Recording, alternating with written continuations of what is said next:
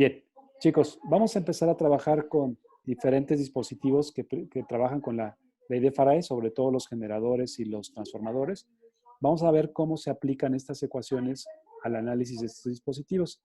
En la gráfica pueden ver un pequeño generador de corriente alterna, eh, de corriente directa, perdón, por la forma que están las escobillas. Lo que quisiera preguntarles es, ¿pueden notar los elementos que tienen este generador? Miren, de este lado tenemos la fuente del magnetismo. Ahí están los imanes, ¿no? ¿Cierto, chicos? Después, tenemos una serie de bobinas sobre las cuales vamos a hacer que cambie el flujo. Pero aquí, en lugar de que giren los imanes, lo que gira es la bobina de esta manera. ¿Están de acuerdo? Ahí estamos haciendo que gire. Cuando empieza a girar, ¿qué va a ocurrir, chicos? Al momento que se induce un cambio de flujo dentro de esas bobinas. El voltaje, digo, el fan. Sí, Karen, va a generar una corriente inducida. ¿Ok? Va a empezar aquí a generarse una corriente sobre este elemento. ¿Ok? Que vamos a extraer. Bien, algo interesante es cómo están conectado el conmutador. Esto que ven aquí se le llama conmutador. ¿Cómo conectamos las escobillas al rotor? Esto que ven aquí lo vamos a llamar rotor. ¿Ok? Lo que está girando que hace que cambie el flujo. ¿Ok? Y acá tenemos nuestra fuente de campo magnético. ¿Ok? Ahora, dependiendo de cómo conectemos las escobillas, podemos producir corriente directa con un solo signo o corriente alterna. Bien, ¿cómo se hace eso? Pueden notar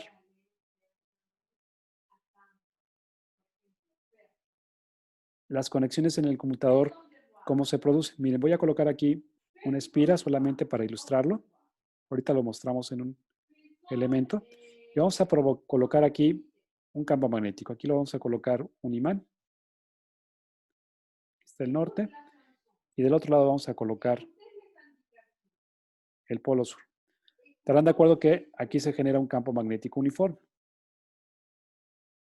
Y la espira puede girar alrededor de este eje. ¿Cierto? Bueno, ya sabemos que para producir energía eléctrica tenemos que generar un cambio de flujo. ¿Y cómo lo vamos a hacer? Haciendo que cambie el flujo de esta espira, haciendo que rote. Pero ahora, ¿cómo extraemos la corriente? Y hay dos formas. Primero, vamos a ver que si conectamos estas espiras voy a colocar aquí un pequeño cilindro que pueda rotar, ¿sí? Lo estamos conectando a este cilindro que puede rotar. Y el otro cable lo voy a colocar a otro cilindro que también me permita rotar. ¿Sí? Y aquí vamos a colocar unas escobillas que permita tener contacto con esos dos elementos. Si ustedes conectan de esta forma el rotor con este conmutador, un conmutador es un elemento que te permite extraer la corriente eléctrica. En este caso son dos pequeños bujes, dos elementos circulares, dos cilindros, que pueden rotar sobre este eje, pero tienen unas pequeñas escobillas de carbono que permite retirar la corriente del circuito. Bueno, este arreglo lo que provoca es que lo que se genera es una variación de voltaje de forma sinusoidal. El voltaje va a ir oscilando entre positivo y negativo. ¿Okay? ¿Y a qué se debe eso? A la orientación que tienen las espiras. Si en un momento el flujo va a ser positivo, cuando el campo y el área vayan en la misma dirección, pero va a haber ocasiones cuando ya el vector normal de área esté orientado en sentido opuesto. Sí, va a llegar un momento que no tenga campo, pero cuando ya esté invertido, el área va a estar en sentido opuesto al campo. Y cuando eso ocurra, va a cambiar el signo, del flujo. Y como por lo tanto también va a cambiar el signo de la variación del flujo. ¿Ok? Bueno, de esa manera, chicos, podemos verificar que se genera una corriente alterna. Ok, si ustedes quieren generar corriente alterna, tendrían que diseñar el conmutador de esta manera. Ahora, una segunda opción es conectémoslo de otra manera. La misma espira que tenemos, ahora conectemos a un solo conmutador. Vamos a conectarnos uno solo, pero para que no haga cortocircuito, vamos a partir el cilindro en dos. La mitad, imagínense que tenemos aquí un cilindro, déjenme ver, algo así. Y le vamos a hacer una pequeña fisurita aquí para que no estén en contacto. ¿Sí? Lo partimos a la mitad, nos van a quedar dos pequeños medios cilindros. ¿Okay? Algo así quedaría. ¿Okay? A la mitad, si hacemos eso y colocamos las escobillas en ambos lados, ¿sí? Lo que vamos a obtener con un conmutador de forma cilíndrica, pero solamente colocado de esa manera, vamos a asegurar que lo que obtengamos es un voltaje, pero con corriente directa. Ustedes se preguntarán, bueno, la corriente directa oscila, sí, pero oscila en un signo siempre positivo. Aquí siempre es positivo y negativo, ¿verdad? Pero acaba oscilando, pero siempre positiva. Sucede tan rápido estas cosas que el voltaje pues realmente se mantiene en esta magnitud. ¿Ok? Entonces recuerden, si ustedes quieren generar corriente alterna, tendrán que colocar este tipo de conmutador. Si lo quieren trabajar de corriente directa, tendrán que trabajar con este tipo de conmutador. ¿Está bien, chicos? Bueno, y lo que queremos analizar es cómo funcionan los generadores. De hecho, ustedes en la sección acaban de analizar el principio básico de los generadores de corriente alterna o directa. ¿Sí?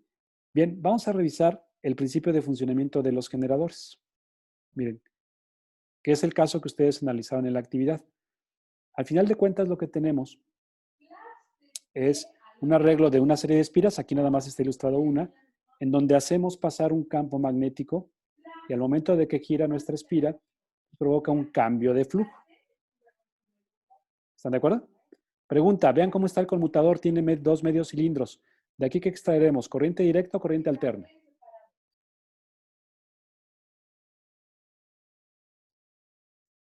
Directa. Corriente directa. ¿Sí? Es el medio círculo separado. Esta rayita de aquí significa que no están en contacto. Están separados las dos mitades. Y eso va a provocar corriente directa. Muy bien. Y lo único que provoca el cambio de flujo es la dirección que tiene la espira. ¿Están de acuerdo? Muy bien.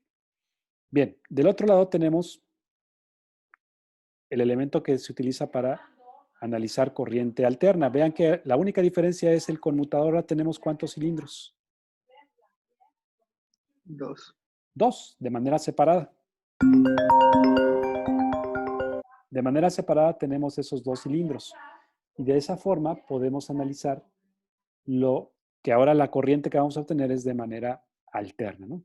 Entonces, el mismo dispositivo nos genera ese proceso a través de ese anillo conmutador.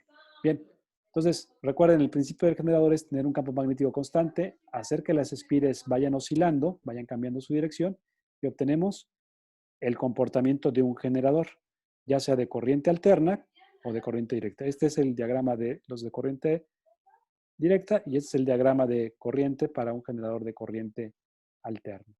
Ok, ahora, ¿cómo funcionan? ¿Cómo se caracterizan? De hecho, el caso que ustedes analizaron, el último caso, es precisamente analizar los generadores rotacional.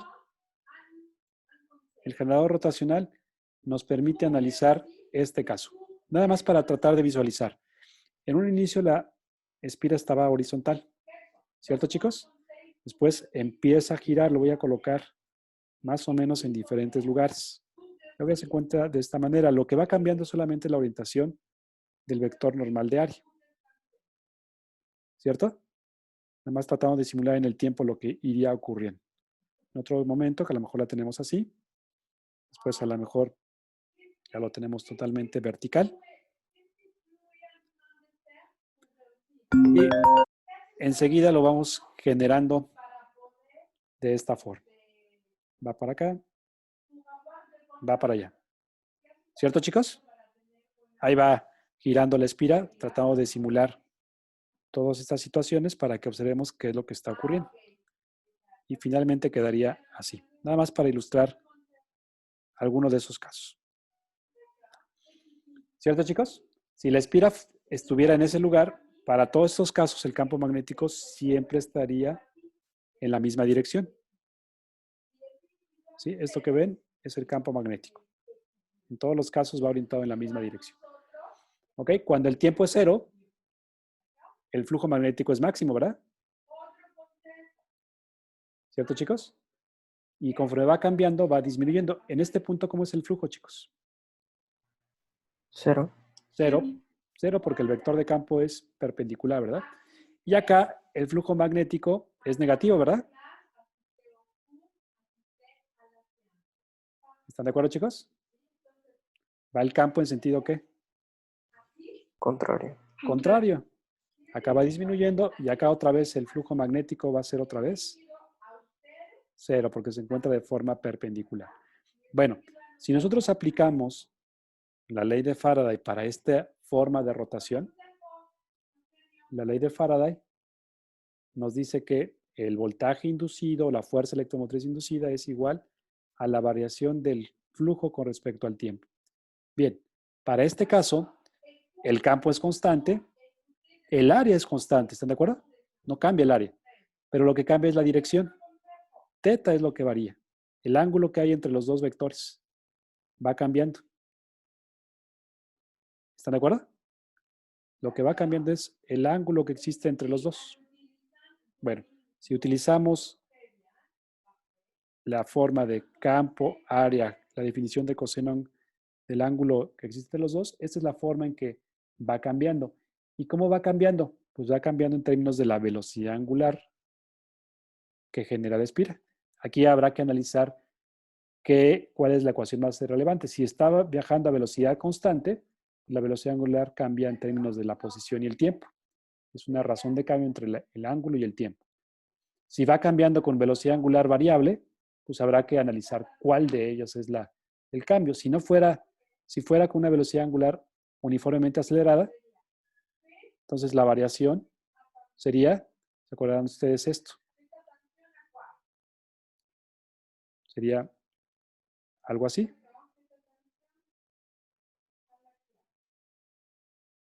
¿Están de acuerdo?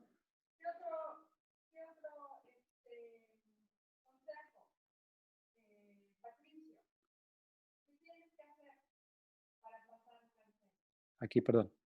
Este es teta 1. Así es. De esta manera podríamos observar cómo es la velocidad que tiene este elemento. Bueno, eso va a depender de lo que tenemos. Y puede ser cualquier velocidad. Vamos a suponer el primer caso, que es lo que nos indicaban en el caso anterior, que la velocidad angular es constante. Si ese fuera el caso, tenemos campo por área por coseno de omega por t. Y la única variable que depende del tiempo es otra vez ¿quién, chicos?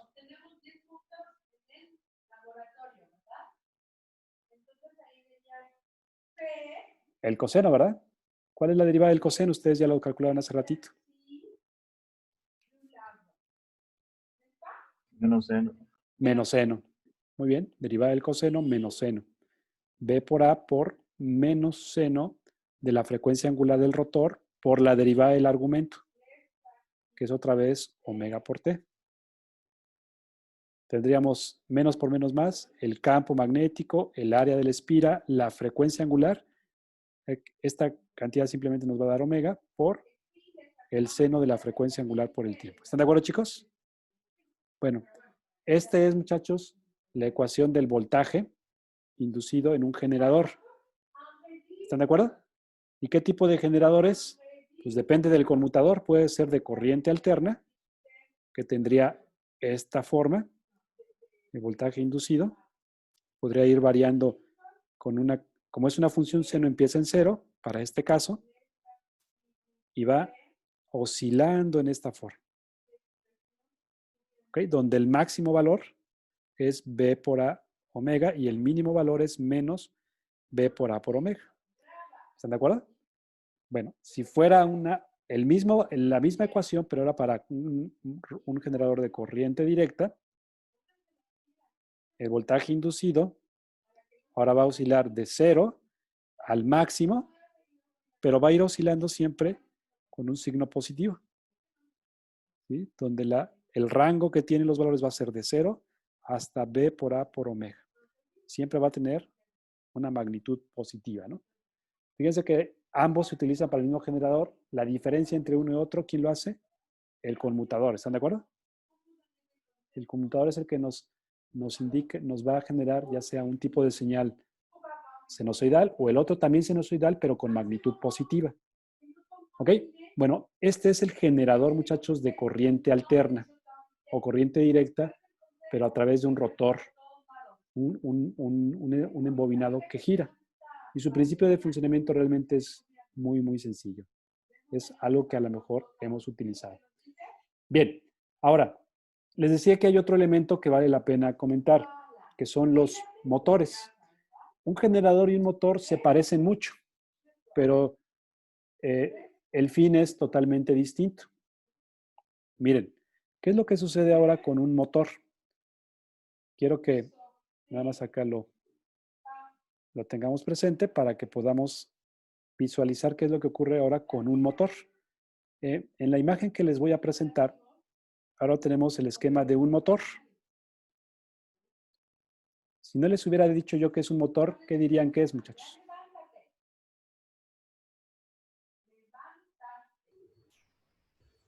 Una bobina. Es un generador, ¿no? Tiene las mismas partes, una espira, tiene un conmutador y tiene un campo magnético, ¿verdad? Sin embargo, este que ven aquí no es un generador, es un motor eléctrico. Pero, ¿qué diferencia hay entre un motor eléctrico y un generador eléctrico? Si básicamente es el mismo armado, requieren lo mismo.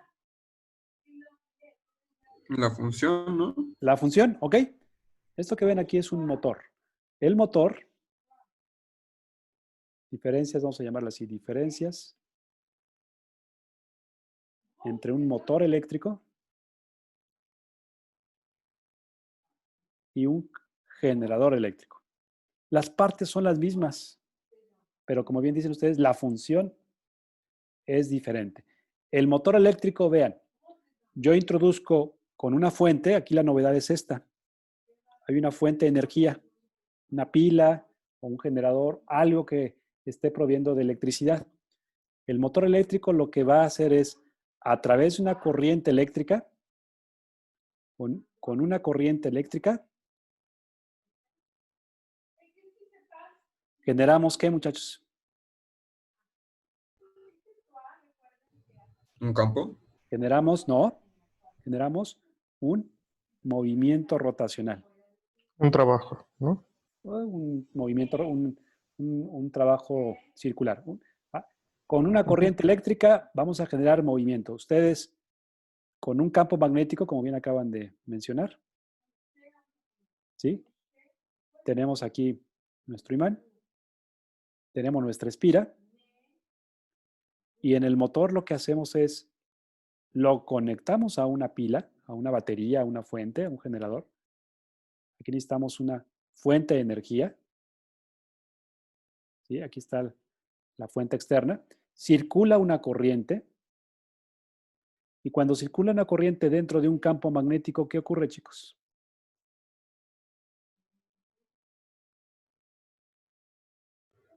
Hay una fuerza magnética. Hay una fuerza magnética. Lo que va a ocurrir con la espira es que va a haber una fuerza magnética en las diferentes paredes de la espira. Y este par de fuerzas va a generar un movimiento rotacional. ¿Están de acuerdo? El motor eléctrico, su función es generar movimiento.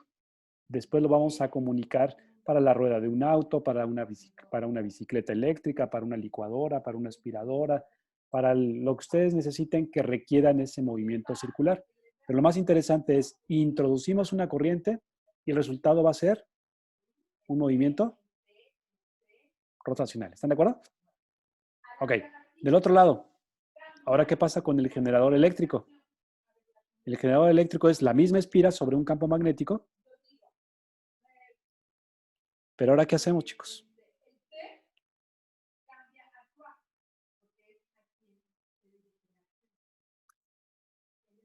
El campo magnético sigue de todas maneras actuando. Pero ¿cuál es la diferencia? Que el movimiento es generado por una corriente, o sea, por algo externo. Algo es muy bien. Nosotros introducimos movimiento. ¿Están de acuerdo? La espira, como dice Gil. Bien. Y el cambio del flujo magnético que va a provocar Un voltaje. una corriente, un voltaje. Y obtenemos corriente eléctrica. ¿Están de acuerdo? Fíjense qué interesante. En el motor introducimos una corriente. La corriente provoca una fuerza magnética y genera movimiento sobre la espira. El generador, nosotros introducimos el movimiento y provocamos un cambio de flujo para producir electricidad. Pero los elementos son prácticamente los mismos. O sea, lo que quiero decirles es, si ustedes un motor eléctrico lo hacen girar manualmente, ¿qué van a obtener? Un generador. Un De hecho, por generador. eso se friegan los motores si los giras manualmente, ¿no? Porque no están hechos Exactamente, para eso. exactamente. Los alternadores, cuando los alternadores de los autos o los generadores, si no los mueves a sobre todo altas frecuencias, altas velocidades angulares adecuadas, se pueden quemar. Entonces, el principio de funcionamiento son distintos. Estos funcionan a través de fuerza magnética, ¿verdad? Y estos funcionan a través de inducción magnética. Entonces, estos de acá van a trabajar a través de la fuerza que se genera de un conductor sobre un campo y estos van a trabajar a través de la ley de Faraday, ¿no? Porque su función es distinta. Acá su función es provocar electricidad y acá su función es provocar movimiento rotacional. ¿Cierto, chicos? Bueno, cuando les pregunten, oigan, ¿las partes de un generador y de un motor son iguales o diferentes? ¿Qué dirían? Iguales. Iguales, son las mismas, pero el funcionamiento genera una función distinta. Si ustedes introducen corriente a la espira dentro de un campo magnético, van a generar movimiento, y al revés, si generan movimiento dentro de un campo magnético, una variación de flujo va a generar electricidad. ¿Están de acuerdo, chicos? Bueno, con esta circunstancia, lo que quisiera es que analicemos esta espira de un motor. Ahí está la espira de un motor eléctrico. Está sujeta a un campo magnético. Los motores eléctricos, su eficiencia se basa en la corriente que están ustedes utilizando y en el torque. ¿Se acuerdan de torque o momento? Sí. Torque o momento. Algunos utilizan la letra tau. A mí en particular me gusta más la letra M, pero como ustedes quieran. Momento de una fuerza, ¿sí? Y a partir de ahí, establecer cuáles son los parámetros de funcionamiento de un motor. En la imagen pueden ver una espira que está sujeta a un campo magnético. El campo magnético está aplicándose de abajo hacia arriba, ¿lo pueden ver? Sobre el eje Z. ¿Lo ven, chicos?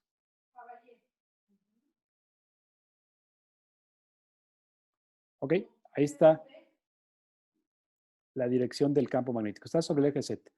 Al igual que el generador está rotando sobre el eje, en este caso Y. Muy bien.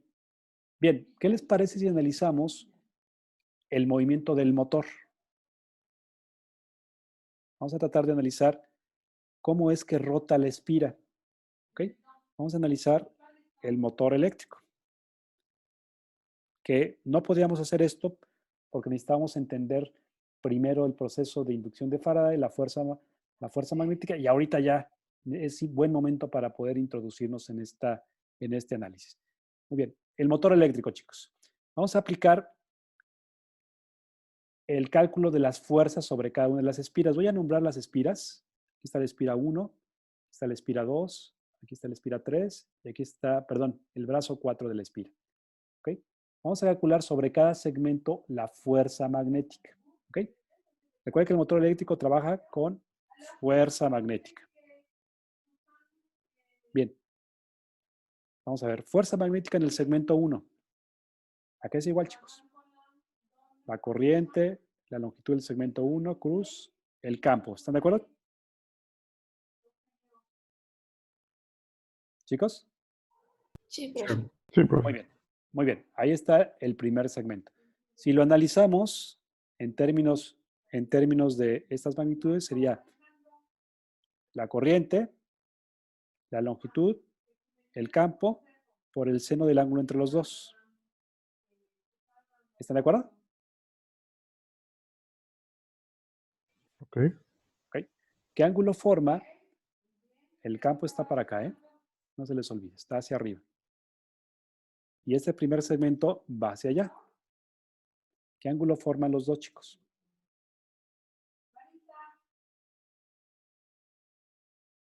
Este ángulo de aquí le pusimos phi o teta, como lo quieren llamar. ¿Y este ángulo cuál será? 90 menos phi. Muy bien, 90 menos phi. Ok, entonces este ángulo va a ser la corriente L1 por B, seno de 90 menos phi. ¿Están de acuerdo? El ángulo entre los dos vectores. Bien, ya tenemos la primera fuerza. Ahorita lo sustituimos. La fuerza 2, chicos. El segundo segmento sería la corriente, la longitud del segundo segmento por el campo que está trabajando. Ok. ¿Saben qué? Nos conviene mejor utilizar la definición vectorial para que podamos observar la relación. No, está bien, dejémoslo así. Sigamos, chicos. El campo, la longitud 2 por el ángulo entre los dos. Ahora, ¿qué ángulo forman, chicos? El vector de longitud y el vector de fuerza. La longitud va hacia allá. Y el vector de campo va hacia dónde, chicos.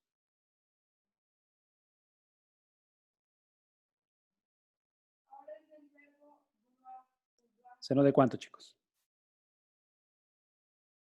¿Qué ángulo forman estos dos? 90. 90 grados.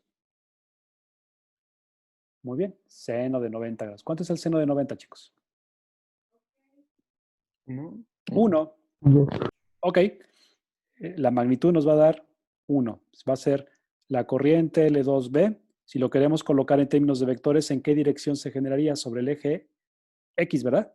Según este sistema de referencias.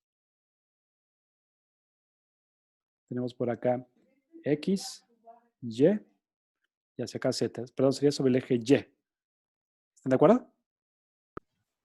Sí, profe, entonces lo que estamos haciendo aquí es convertir todo lo que estuvimos haciendo de vector a trigonométrico. La fuerza por un conductor, Fer. La Ok. fuerza por un conductor. Que estamos utilizando esta definición del producto vectorial. ¿Te acuerdas que el producto vectorial lo podemos definir como la magnitud es igual a la magnitud del primer vector, magnitud del segundo, seno del ángulo entre los dos, ¿verdad? Sí. Bien, lo estamos utilizando así, podemos trabajarlo también de manera vectorial, que era lo que les comentaba, pero no importa, ya utilizamos esta forma, creo que es más sencilla, no se preocupen. Bien, el tercer caso, chicos, la tercera fuerza. ¿Qué pasa con el tercer elemento? ¿Qué tenemos? Sería la corriente, la longitud del tercer segmento, el campo, seno del ángulo del tercer elemento y este. ¿Qué observan? El campo sigue generándose hacia arriba. Y ahora el campo va hacia allá, ¿no? La longitud va hacia allá. tendríamos otra vez la corriente, la longitud del segmento 3, el campo y el ángulo entre los dos. ¿Cuánto sería, chicos? Ahora sería 90 más phi, ¿no? Muy bien. Este ángulo que tenemos aquí es phi. Exactamente. Ahora tenemos 90 de este lado. Aquí sería phi, ¿verdad? Muy bien. Sería 90 más phi. ¿Cierto, chicos? Perfecto. Ya tenemos 3. Nos falta uno más. La corriente por el cuarto segmento por el campo. En el cuarto segmento, ¿qué tendríamos? La corriente, la longitud 4, el campo. ¿Y ahora qué ángulo forman el campo y el segmento? 90. 90 también, ¿no? 90 grados. Esto va a ser 1, ¿verdad? Pero siguiendo la regla mano derecha, ahora esto se va a indicar sobre el eje negativo de Y, ¿verdad? ¿Están de acuerdo, chicos? Sí, Bueno, profesor. ahí tenemos esos dos elementos. Son las fuerzas únicamente lo que estamos trabajando. Si somos cuidadosos y aplicamos estas relaciones que tenemos aquí, esta fuerza que ven aquí, si ustedes realizan el producto vectorial del caso 2, nos va a dar I cruz B, nos va a dar sobre el eje, ¿dónde está? X. Esto nos va a dar sobre el eje X. Va a dar una fuerza a lo largo del eje X positivo. Y el otro nos va a dar sobre el eje X negativo, ¿no? Para el sistema de referencias que estoy utilizando. ¿Ok? Bien. Ahí están, muchachos, ya las fuerzas, pero queríamos calcular el momento. El momento o torque que existe respecto al eje que estamos utilizando. Vamos a ponerle al eje X. ¿Se acuerdan cómo se calcula el momento? Fuerza por radio. Vector de posición de la fuerza por la fuerza. ¿De acuerdo? Bien. ¿Cuántos momentos tenemos? 4. 4 de cada una de las espiras, de cada uno de los segmentos. Bien. De la primera fuerza. Primero sería el vector de posición de la fuerza por la fuerza 1, más el vector de posición de la fuerza 2 por la fuerza 2. Y así cada una de las fuerzas tendría su momento, que vamos a ir sumando. Quiero que observen, el eje que estamos analizando es este. ¿Están de acuerdo? Sobre esta distancia estamos calculando. Quiere decir que la fuerza 1, ¿están de acuerdo? Y la fuerza 3, su distancia, ¿cuánto es? Respecto a la fuerza. Están sobre el eje de rotación, ¿verdad? Sí. No generan fuerza, entonces el momento de esta respecto a ese eje, ¿cuánto va a ser? 0. ¿Están de acuerdo? Para que exista momento, tiene que haber una distancia del eje al punto donde se aplica la fuerza. Ahí no hay fuerza, no hay distancia. Están exactamente sobre el eje de rotación las fuerzas. ¿Cierto, chicos? Bien. ¿Qué pasa con la segunda fuerza? La fuerza 2 va a ser el vector de posición de la fuerza. Se encuentra localizada aquí, ¿verdad? ¿Qué distancia es esto, chicos? Si esta distancia es B y esta distancia es A.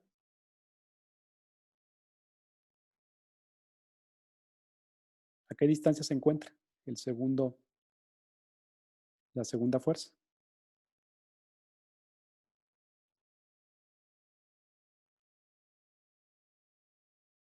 Se encuentra a la mitad de B, ¿verdad?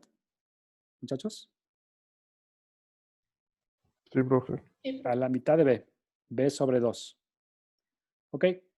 Que si utilizamos el producto vectorial sería B sobre 2 por la fuerza. La fuerza es I por L2 por B, por el campo magnético. Perdón, la distancia L2 es A, ¿verdad? L2 es A. Por B, ¿ok? Por el seno del ángulo entre los dos. Lo voy a dejar aquí. ¿Cierto, chicos? Bien. El tercero era 0. Y el último, muchachos, ¿qué pasa? ¿A qué distancia se localiza otra vez esta fuerza? Pues B sobre 2 también. Otra vez B sobre 2. Y la fuerza va a ser la corriente, la misma longitud A, el campo, pero ahora se encuentra en un ángulo negativo. Perdón, en un ángulo igualito, exactamente a la misma distancia rotacional. Bien, ¿les suena familiar este y este? ¿Cómo son? Pues iguales. Iguales, sería 2 veces B sobre 2 por A, por I, por B, por el seno del ángulo. Es el momento rotacional que existe de la espira. Se cancela el 2. Y muchachos, ¿cómo le llamamos al producto base por altura de un rectángulo? Área. Pero B por A es el área de la espira, ¿verdad? ¿Ok? El momento tiene que ver con el área de la espira, tiene que ver con la corriente, tiene que ver con el campo, tiene que ver con el ángulo que hay entre los dos. Muchachos, ¿a quién se parece esta definición?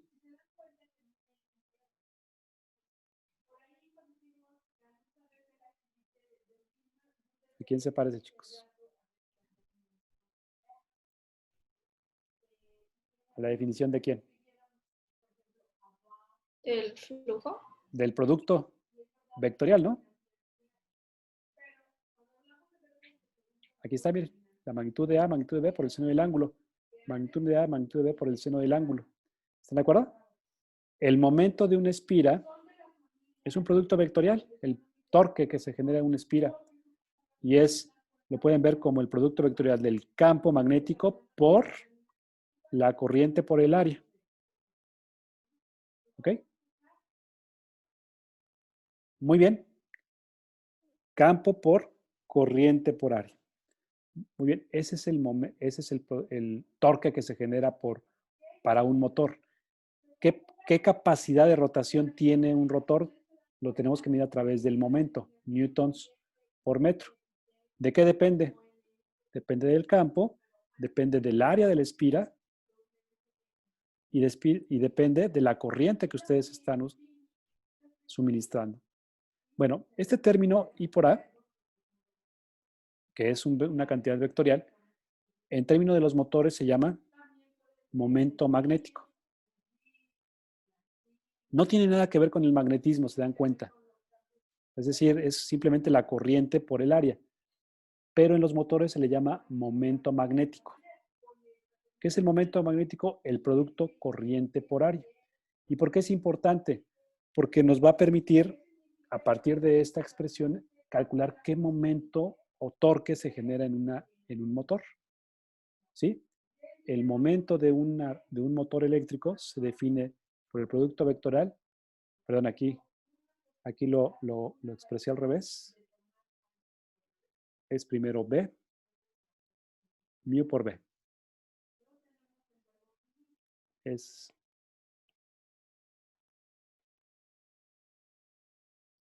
mu por B, no B por mu. Mu por B. Mu por B. ¿Ok? Esto que ven aquí, chicos, es el momento de rotación que tiene. El producto de la corriente por el área por el campo. Ahora, ¿qué pasa con este caso que vamos a analizar, que es un motor eléctrico? Imaginen que ustedes tienen, muchachos, un motor que van a construir con una espira que colocaran en esta dirección. Voy a colocarlo así. Imaginen que ahora lo vamos a hacer rotar alrededor del eje Y. ¿Ok? Lo hacemos rotar así. Y hay un campo magnético que se dirige sobre el plano X. ¿Ok? La pregunta, chicos, es, ¿qué momento magnético genera, al momento que ustedes introducen ese campo magnético, qué momento se genera sobre la espira? Es decir, ¿qué fuerza rotacional lo va a hacer girar? ¿Qué fuerza rotacional va a hacer girar la espira? Para tratar de ilustrarlo, nada más demos algunos lineamientos. El momento del rotor, aquí lo vamos a colocar. ¿Qué momento se generará y esto pudiera empezar a girar si hacemos circular una corriente en este sentido? ¿Ok? ¿Hacia dónde va? ¿Hacia dónde ¿Con qué magnitud el momento se generará? ¿Qué nos dice la expresión que depende de la corriente? Vamos a darle 3 amperes. Depende del número de espiras también. ¿Qué les parece si les damos unas 100 vueltas? Es directamente proporcional. Del área, ¿qué les parece si lo colocamos 0.1 metros? Y acá le ponemos 0.3 metros, un área bastante grande. ¿Cuánto nos da, chicos? 0.1 por 0.3. 0.03. 0.03 metros cuadrados. ¿Ok? Y depende también del campo.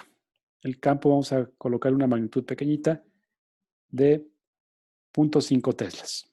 ¿Qué momento se provoca en el momento que ustedes hacen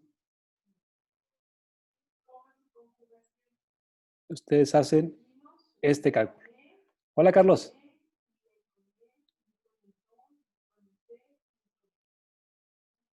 Hola, buenas tardes. Buenas tardes, Carlos. Ya estamos en la recta final. Nada más estamos analizando el caso No del te motor preocupes. eléctrico. Chicos, analicemos entonces cuál es el torque que tiene este motor eléctrico.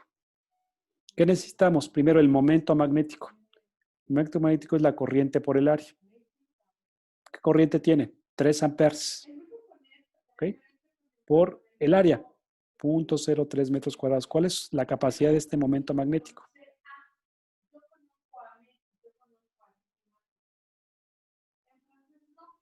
0.09 metros cuadrados. 0.09 serían amperes metros cuadrados. Ahí está el momento magnético, la capacidad de crear un momento que tiene este motor. Ok, el campo magnético ya también sabemos su magnitud, nos dicen que es 0.5 teslas.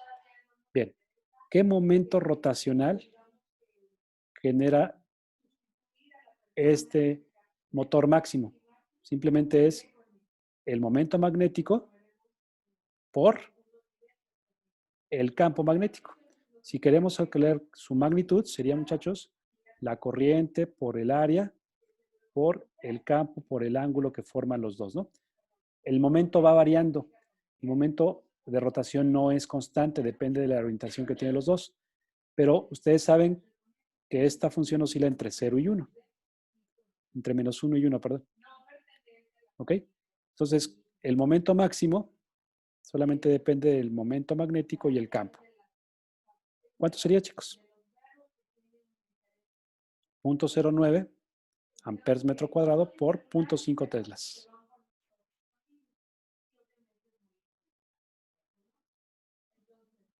¿Qué tendríamos? 0.045. Newtons metro. Ese sería el momento rotacional que tendría ese espira. Muy bien, bien. Profe, Sí, adelante. ¿y el número de vueltas no importa en este caso o si se lo multiplicaría? Claro, si queremos, ese es para una espira. Si queremos calcularlo ya para todas las espiras, sería n veces I por A por B. Para nuestro caso sería, le habíamos dicho 100 vueltas, ¿verdad? 100 vueltas por 0.45 newtons metro. Aumentamos el torque que tendría. ¿Serían 4.5? Sí, 4.5. 4.5 newtons metro. Ok. Bien, Carlos, estábamos trabajando sobre las diferencias que existen entre los motores y los generadores. Vimos el principio de inducción de Faraday y ahorita estamos trabajando con un caso que ya vale la pena revisar, que era el motor eléctrico, ¿no? Muy bien. Muchachos, ¿hasta aquí alguna pregunta sobre los dos casos que analizamos, el motor y el generador? No, profe. No, Muy bien. profe. Perfecto. Recuerden que las partes son las mismas, el funcionamiento o la utilidad es diferente. Muy bien, Carlos. Te dejo con los chicos. Cualquier cosa, muchachos, nos vemos el día viernes. Vamos a seguir avanzando con la ley de Faraday. ¿Ok? Gracias, Carlos. Gracias, Omar. Buenas tardes, chicos. Vamos a tomar esos 10 minutos de receso. Nos vemos a la 1:10 para que puedan ir a tomar agua, despejarse un poquito y regresamos con ecuaciones diferenciales, ¿de acuerdo? De acuerdo, profe. Bueno, Extraño nos vemos en pero un ratito. Descansen, chicos. Nos vemos después. Hasta luego. hasta luego, profesor. Profe, Sí, Omar, sí, adelante. yo tengo una duda. Sí, sí, Bueno, Sofía. no es una duda precisamente, pero que se puede colocar un generador y un motor juntos para que, o sea, si los colocas juntos no podrían funcionar como infinitamente, Pregunta, porque ¿el pues generador? uno con movimiento produce Sí, sí, sí, te entiendo. ¿Puedes utilizar un motor eléctrico para hacer activar un generador? Sí. La y que el respuesta, generador luego a su vez alimente al motor. eh, mm, mm, violaríamos el principio de conservación de energía, ¿no? Entiendo lo que quieres hacer, Sofía. Dices, bueno, yo tengo un motor eléctrico, ¿no? Ese motor eléctrico Ujú. con algo lo tengo que hacer funcionar. Ese algo sería electricidad, ¿no? Ajá, sería la corriente. Le tenés conectada Y la pues corriente. eso causaría movimiento. Ajá. Luego Y lo... luego, o sea, ese movimiento no podría ser que el generador provocara la corriente y Ajá. luego esa corriente provocara el motor y así. O sea, necesitarías un movimiento que se provocara primero para provocar la primera corriente, pero luego ya no podrían seguir funcionando. Ok, ya te entendí.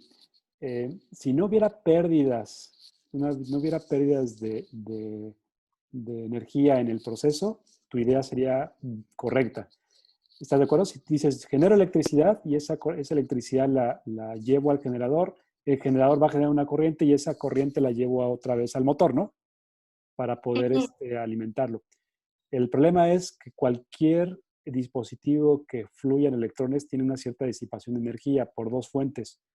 Una es por efecto Joule, se calientan, pues ahí tienes cierta pérdida de energía, gradualmente vas a estar perdiendo energía. Y la otra es por la energía eléctrica que consume cada dispositivo. ¿Te acuerdas? La energía que el dispositivo, una fuente, una resistencia, sería voltaje sobre corriente, la energía que suministra un capacitor, sería la carga sobre la capacitancia, y ahora vamos a ver que los inductores también consumen energía. O sea, la energía no se mantiene constante, van a disipar cierta cantidad de energía eléctrica. Y eso lo vamos a llamar inductancia. La inductancia es una cantidad que te genera cierto tipo de disminución de la energía, y la inductancia, la energía que se pierde es la inductancia por la corriente. Entonces vamos a ver que si no hubiera pérdidas, la idea que tú tendrías sería correcta. Quizás lo interesante sería hacer cómo generar un motor y un generador que no tuvieran pérdidas significativas para que se quedara en un movimiento permanente, ¿no? Esa es la idea, ¿no? Básica, O por mucho tiempo mínimo. por mucho tiempo, sí. La idea, creo que hay varias, no sé si has escuchado, Carlos, tú, la máquina perpetua de movimiento, pero es una parte mecánica, pero la analogía es prácticamente la misma, ¿no? La Así es. inicias, Ujú. le das un pequeño empujón y después, si no hubiera pérdidas de energía mecánica, tendría Ujú. que estarse moviendo de manera indefinida, bajo el supuesto de que no hay pérdidas de energía. Pero la realidad es que todavía no tenemos materiales conductores que no disipen energía. Todavía tenemos cierto grado de disipación. Entonces, hay que seguir trabajando para construir o diseñar materiales que tengan esas facilidades. ¿Pero es posible? Sí, sí es posible. Ah, ok. Bueno, gracias, profe. Dale, vale. Muy bien, chicos, pues nos vamos a receso y regresamos con Carlos en 10 minutos. Gracias, chicos. Cuídense. Bye. Profe, profe. Sí, Fer.